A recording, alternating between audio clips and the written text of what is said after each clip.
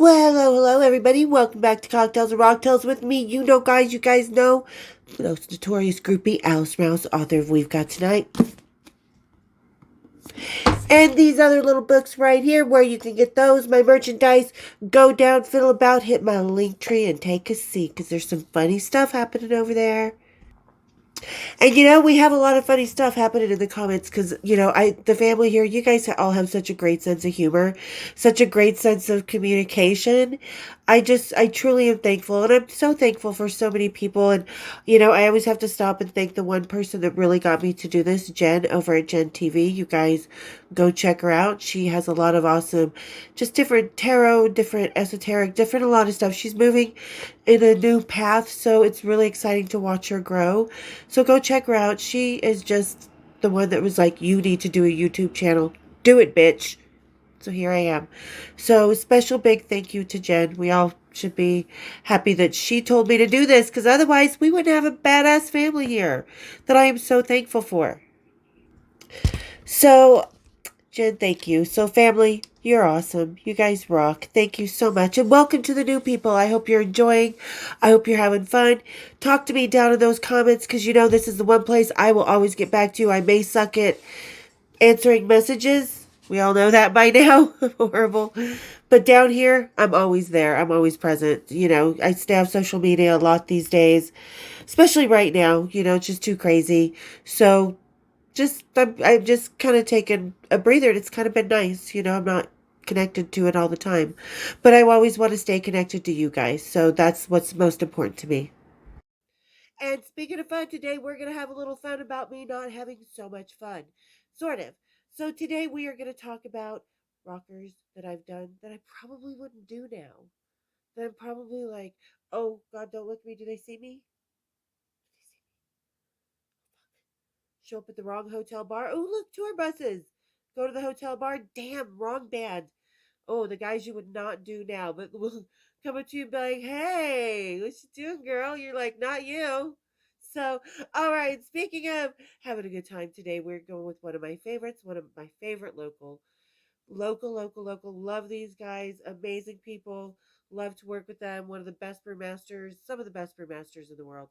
Literally. I mean, here in Salt Lake. So we all have them, don't we? So we're going to go with the little pina colada sour from our local safe. So everybody, throw up your pineapples, kick up your feet, and let's have a little cocktails and rocktails. And if you got my pineapple reference, y'all are dirty little hoes.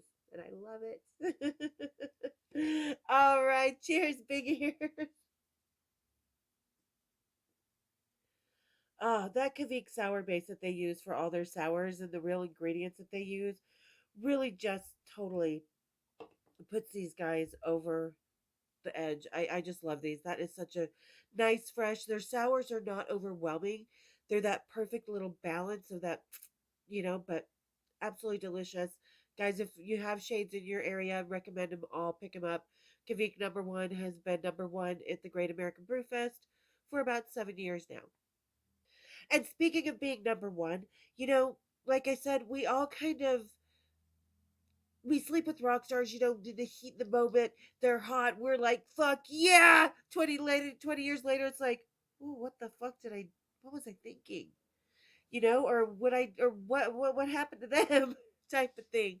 So we're gonna go through a little bit on the list about, and this may be a quick little thing because I don't have that many regrets of rockers that I haven't slept with, but there's one that I've never ever fucking admitted to that I'm gonna admit at the end of the fucking episode, just to taunt you guys and just to make sure y'all stick around to the end. Just kidding. You guys are all awesome. I can tell a lot of people because you have some really great conversations with me about the episodes, so I love it. So, number one, we're going to go with the obvious. If you guys don't know, I do have a list that was pretty early on when I was still backstage Bimbo TV that talked about the worst lovers that I ever had in rock and roll, right? Number one, Bret Michaels. He never even made it to the down base. He made it to, let me see, one, two, third base, but he didn't get no hot dog in the bun for the seventh inning stretch because it was just like I don't know what was happening down there, You know, he's so pretty to look at back in the 80s. They were opening up for David Lee Roth. I was ditching the man I lost it to, the man I had been with a few times already, the golden god of the time, the blonde, hot little California rock star, David Lee Roth. I was ditching him for the newest little blonde morsel out of LA, right? Well, by way of Pennsylvania. So I'm like, yeah, Brett Michaels, he's going to be great, right? Right, right. Fuck no. I was like, tap, tap, tap. Excuse me, sir. I think I have an appointment to keep with a dentist. I don't know, to get my dog's papers graded. I gotta go. Hightailed it. So if I knew then what I knew now, would I like beg my friend Richie, rest in peace, this amazing lighting guy who pretty much wallpapered Kristen and I and Danny into groupie queendom. You know, would I have begged Richie to I want Brett Michaels and I want him now and you're going to give him to me on a silver platter type of thing? Because that's kind of what happened. Fuck no. I'd be like, even in high school, I knew bad manners and sloppy work when I felt it. Because it's not over there. That's my knee. Kind of go a little bit higher, more central, and you feel that little pulsing sensation. That's what. Oh no. That's the starfish. Don't go there, Brett. So if I would have known that, I just wouldn't even bothered. I would have just stayed with David Lee Roth, not wasted that hour and a half of my life. And speaking of David Lee Roth, we're just going to transition right into that because let's face it, ladies, in the 70s, 80s, David Lee Roth was a fucking morsel. He was like a slice of just nice little pie that we were going to eat. Whew. He was a hottie.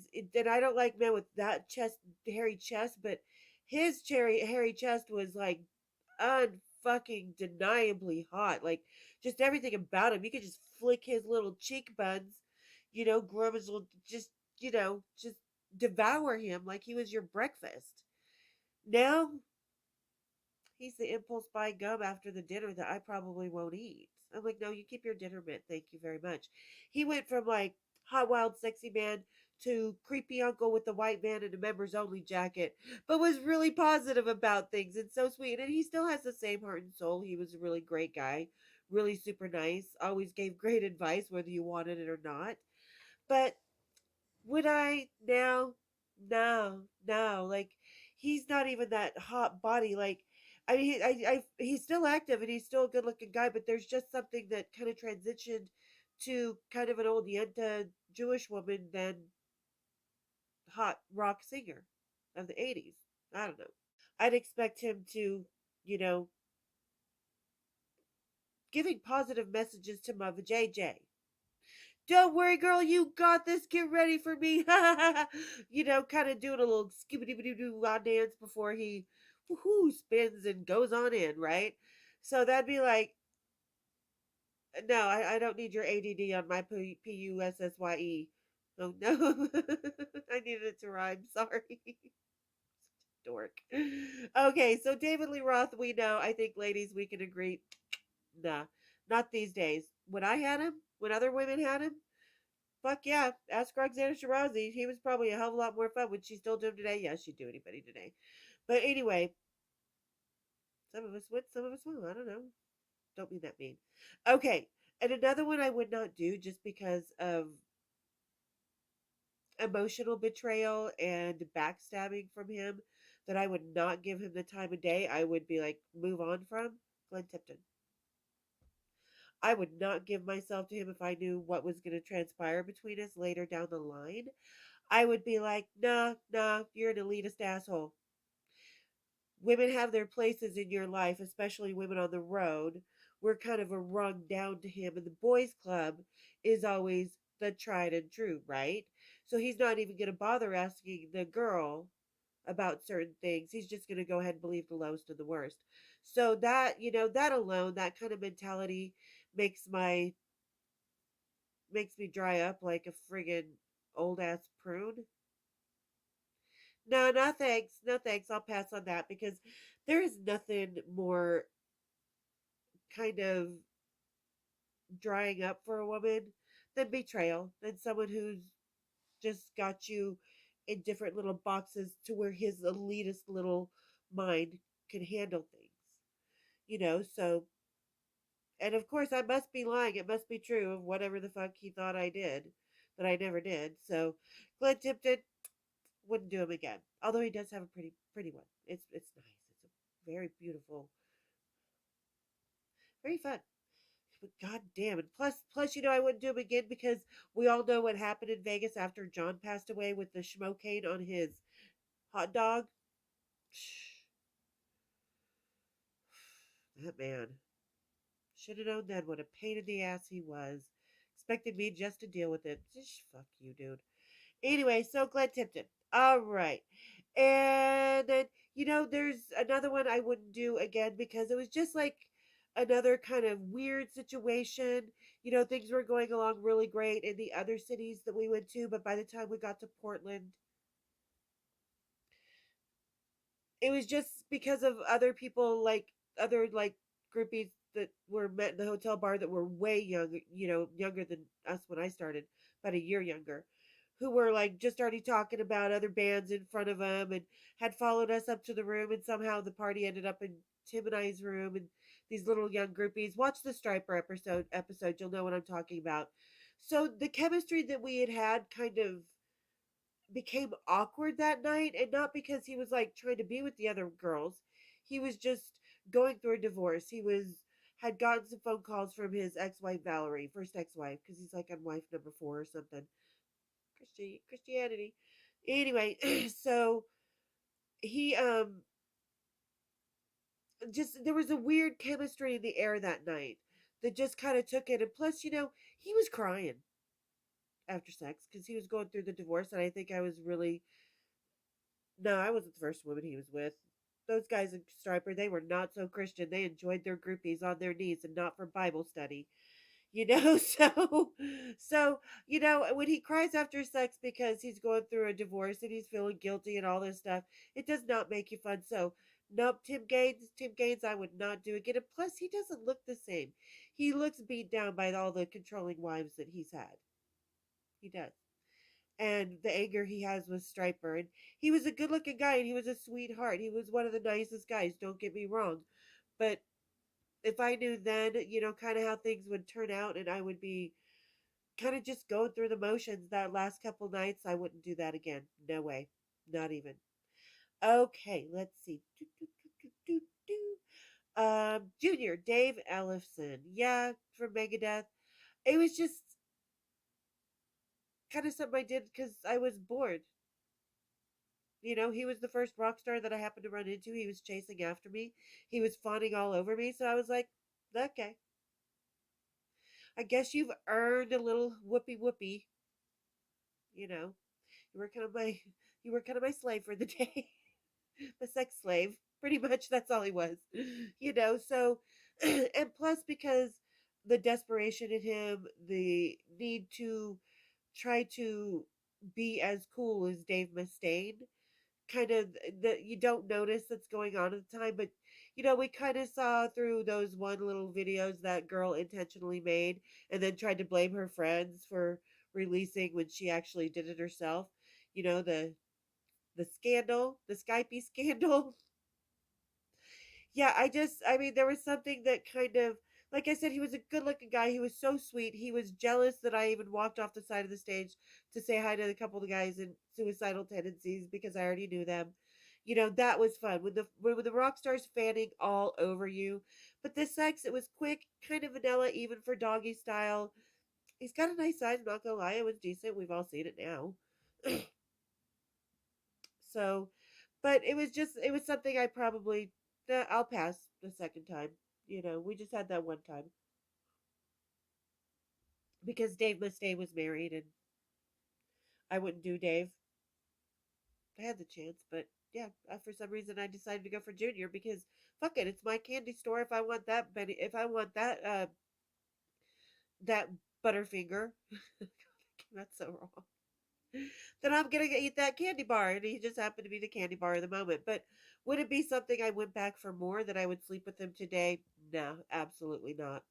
Too desperate, too desperate to be as respected and cool as Dave Mustaine. Another kind of turn off. Okay. So let's see. Axl Rose. I mean, I think any of us ladies in the 80s who slept with Axl Rose look look at him now and be like, "No, thank you.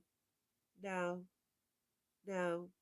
Just hasn't really changed much as far as anger, attitude, privilegedness. I mean, just sort of. I mean, he can be a really sweet guy. Don't get me wrong. He has his moments of just being so funny and so sweet, but it's just he's one of those people that's born with that internal chaos that just kind of keeps going. Plus, and you know what? I don't think my vajayjay could take any more nicotine patches because it was blowing smoke rings by the time he was done because he was such a heavy smoker. And it was fun, but it wasn't like, I got off, but I wasn't like hanging on to the headboard, pulling the back of his hair up against the fucking wall, rolling up against, breaking the TV, cleaning me up with a hotel towel, Dave Gahan kind of fun, right? It was like, okay, that was fun. Then we got on top for a little bit, did a little reverse cowgirl, banged my head into the fucking wall a couple times from behind. But it was just expected. It was very kind of this is his routine. He has he does this first thing, then he does that, then he does this, then he expects that, then he do this, then I'm and he it was totally in control, which I like a guy who, tossed me around a little. That's fun, right, ladies? But it was just kind of habitual. And I did do him a few more times, went over to Europe and stuff, but yeah. Would I do him again? Nah, nah, I'd walk on by. I'd probably go for Slash or Duff. What I know now, I would probably go straight for Duff, to be honest. So yeah, I would defect to his bass player. I have a thing for bass players. What can I say? And drummers. I like a good rhythm section. There's reason. Okay, and this guy, he was number one on my worst sex ever for so many reasons. It was just really kind of like we had really great chemistry while we were talking, hanging out, having drinks, smoking weed, doing whatever. We had great chemistry, right? Just amazing. Loved it. But the second we got between the sheets, it was just like it lasted a whole song. Love Hurts. Oh, I'm talking about John Christ from Danzig. Like Love Hurts. I swear to God, that song played for an hour and a half. I was just like, oh, hurry up and get off. Just stop. It was so uncomfortable because there was just no chemistry there, despite we had good chemistry outside of the sheets. That's what got me there. And he was hot. And I wanted him. And Danny took off with Erie Vaughn. And, we were all, woohoo, we got the guys we wanted. Yay, right? Then it was like, wah, wah, wah, wah, wah. All of a sudden became the Sahara Desert. Bit of a flower, but, still cracked from the dryness. Whew.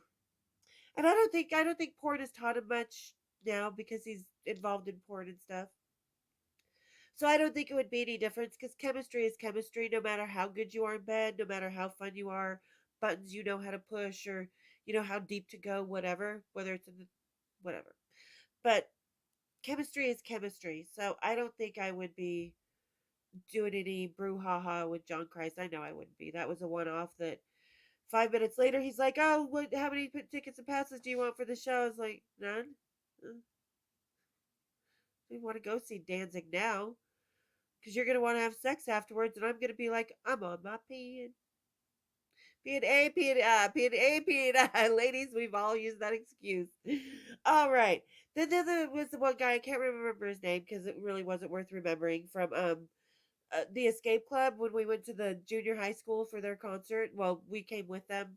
Long story, it's down there. And then look for the Escape Club story because they had their concert at a middle school during school hours. So that was he was. I mean, it was. I don't remember his name. I remember he was Scottish. He was in the Escape Club. He played keyboards, and it was about as fun as a bog with dead people in it. Like, and it wasn't big. It was like, is that a shiitake mushroom, dude? So I don't think and he was really cute. We had fun. Another guy that I could almost understand him because he had a really deep accent. And I'm great with accents. Don't get me wrong. I can interpret any accent or any slang from any other country for anybody. I suck at a second language, but yeah, I mean, it was just with that guy. I was just like, oh yeah, he's real funny. Maybe not. Then he went down on me, and I'm like, yeah, that's definitely not funny, dude. So yeah, that guy from Escape Club who was their keyboard player, and then oh god, we're almost to the one I've never admitted to. I never admitted to. So exclusive fucking, because ladies, we all have one guy in our lives that you're just like, fine, just do it already. Just fucking do it. Get it over with. Or you're like, we're too drunk, you were drunk and he looked really cute at 2 a.m., before the lights came on in the morning. Ooh. So, all right, another one, ladies, this is going to create a lot of controversy, but if you've been around this channel for a while, you know, James Hetfield. I don't know if he was the man, if he approached me today, it would be a no. It would definitely, ladies, we've all talked about this. This is just, we are two so different people that we are now. And I I don't think that that chemistry would still be there. I don't think I would be so mentally, emotionally, physically turned on by him like I was back then. So would I do James Hetfield now? No. I mean, he still looks good, don't get me wrong, but he's become sucked into a world where he's always on being the rock star because he's surrounded by a bunch of star fuckers, that his mentality has really kind of just stayed James Hetfield on the stage, not James Hetfield that I knew off the stage. And that's a big turnoff. I want the guy when he's off stage, not just James, but any rocker. Ladies, that's who you want. You don't want that facade. It's like you want to get to the heart and soul of the man, and his heart and soul with James is just, when I was never like after him when we met, but and he was good looking, but the more he opened his mouth back then, the more I was turned on by him. The more he'd open his mouth now, the more I'd be like, no, thank you. No, thank you. I don't need an appetizer. Thank you. Have a good day, waiter. See me when the check is arriving. I'll leave you a good tip. Don't skull fuck people, James. You know, even though he was great back then, do not get me wrong. We had amazing chemistry together in and out of that bed. Everything just translated so right. But if I was given the opportunity now, nah, I'd probably take a peek at his PP to see if it still looked the same. See if it was still the nice little thing or big. It's not little, but see if it was the thing I remember. But I'd probably, yeah, I'd get him naked and do what I did the first night I met him, walk out on him. Come full circle. What can I say? All right, okay. And then there was that one roadie. Yeah, I wouldn't do him again. That was just very localized experience. And then, all right, here's the drum roll. The guy I've never admitted. And I'm going to preface this because their tour manager was a great friend of mine, still is. He was having issues with his little diva lead singer, who was actually a really nice guy. And his face structure and stuff was really good looking, especially after he got his hair transplants. And he's someone I've recently mentioned in one of the episodes, uh, in a recent episode. And it was basically a situation where the diva lead singer was a little bit pissy. He was just being in a mood all tour. Nobody, just would you fucking just make him happy, do whatever you. And I'm like, no, no, no, quite, no, no. And he was like, please come on. He's like, I owe you big time. And because you know what, I give it for rock and roll. I give my all for rock and roll for my friends, groupies. We want to make sure those tours are going smoothly and our friends are not catching any more flack than they need to. And especially someone that I loved as much as this tour manager. So for him, because I knew we had been hanging out with this band for a while, and the lead singer had gone to the bathroom, and he was like, I know he likes you. He's like, if he's pretty much blue balled this whole tour. He's like, so please just make sure he's happy when he gets on that stage tonight. He's like, because I'm gonna quit the tour if this keeps going on. So when Kevin DeBrow from Quiet Riot, I can't even say it out loud. Yes, I did Kevin DeBrow. My name is Allison and I'm an AA and I have a problem. So, yeah, I would never do him again, of course. But, I mean, he was a real sweet guy. Like I said, with the longer hair, he became good looking. And he had, he was actually really nice and he made sure I was a happy girl, which really took a minute to do. And it's not like this guy was using me. We were actually just kind of joking around. But then I was like, you know what? My friend has done me a solid for the past decade, right? So I'm gonna do him a solid right here. And I took care of Kevin DeBrow solid, and he was happy the rest of that damn tour, which is only 2 weeks. But I think I was the only groupie that actually went all away with him. Wasn't the worst thing that ever happened to me. We all know that happened on the back of, well, it wasn't to me that happened to, but not my finest moment happened on the back lounge of Ugly Kid Joe's tour bus. So this is one step up from that. So there you go, ladies and gentlemen. Now you know. I had sex with Kevin DeBrow. And then a few years later, and this is after John passed away. So this is like a decade later, I think, because I was still in Salt Lake. But after John passed away, I was coming back from LA after visiting Cy and stuff and hanging out and, getting a little quickie in with Steve Jones. But and I was going back out to my car at long term parking, and or I don't know, somebody had my car. I think it was cousin Amy, my best friend. She came and picked me up, and we were just going to parking. And all of a sudden, I see a guy get out of this car, and he stands up, and I'm like, "Oh God, there's Kevin DeBrow! Oh my God! Oh my God! Oh my God! Does he see me?" And he was like, kept looking at me, kept looking at me. He's all, "Hey," and I'm like, "Hey," and he looked at me like he knew who I was, or he might have recognized me, but he couldn't place me. And I'm like, "Please don't talk to me! Please don't talk to me!" I fucking like dove into my car and was like, "Amy, punch it and get us the fuck out of here." So yeah, there you guys go. Here's my dirty little secret. What's yours? Tell me down in that description. Ladies, tell me about that night that you slept with someone that you would chew your arm off the next morning or you would never return to.